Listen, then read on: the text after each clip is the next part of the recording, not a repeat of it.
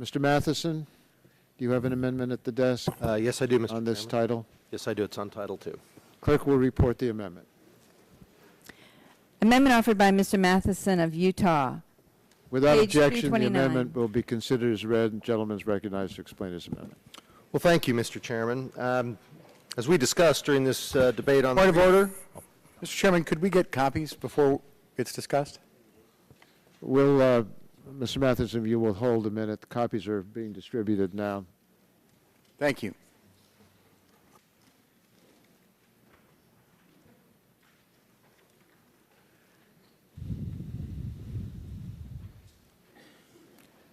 Mr. Matheson? Thank you, Mr. Chairman. As we discussed, when it comes to the issue of building and commercial structures, there is a huge opportunity for efficiency gain. But the discussion also mentioned the notion that there is a fine line between bringing building codes up to par while avoiding an overreach by the federal government. Many people are concerned about Section 201, which would insert the federal government into this issue more, and particularly the issue of establishing a new federal cause of action against the property owner for noncompliance.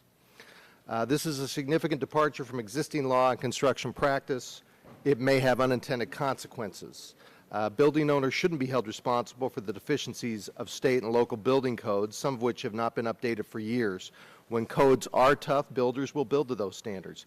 This amendment removes elements of the federal enforcement language. It allows the Energy Secretary to address this issue in a public rulemaking, taking into account stakeholder concerns. It also allows the Secretary to take a hard look at the complex issue of federal involvement with local building code violations. The Department will have the opportunity to assess similarities between local and state building code and property laws in order to avoid duplication.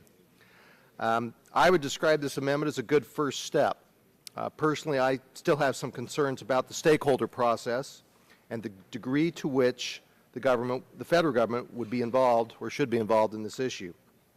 But I do think this is a good first step. I would mention that this amendment is supported by the Building Owners and Managers Association, the International Council of Shopping Centers, the National Association of Real Estate Investment Trusts, and the Real Estate Roundtable. Thank you, Mr. Chairman. I'll yield back. Gentleman yields back his time. Is there further discussion? Mr. Barton.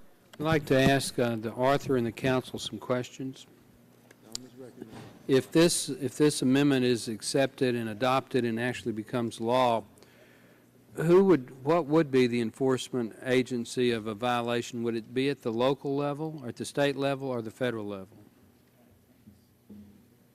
Either.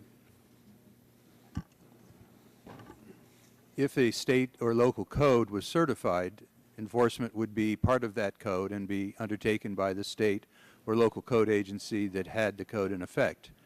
If that did not happen and a federal code were adopted under this, then the enforcement would fall to the Secretary of Energy, but this amendment prescribes that he determines what kind of enforcement that would be through a rulemaking process with a 3-year deadline, so that there is the opportunity for all stakeholders to help him determine what constitutes a violation, and if there is a violation, what kind of penalty. And could that rulemaking result in the decision that the enforcement be at the local level? Under this statute, if this became law, and we were in a position where there were a federal code, then it would not result in state enforcement of the federal code. But a state can at any time under this provision certify its own code, get that to be compliant. I understand that part of it. Could I ask the author what his intent is here?